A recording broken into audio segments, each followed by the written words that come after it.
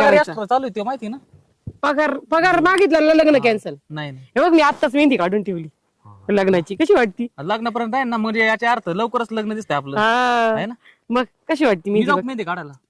तुला काय आलं मेहंदी? मग मला मी तुला काढीन लग्नाच्या वेळेस. मला लय भारी येते. हा का हा जमन जमन. बरं मला आहे ना ते घासत आहे ना. तू ते घाम्याला फोडलं का रे? नाही मी नाही फोडलं. ते जनावरांना पाणी पाजायचं नाही नाही नाही. मी पाणी पाजते दररोज.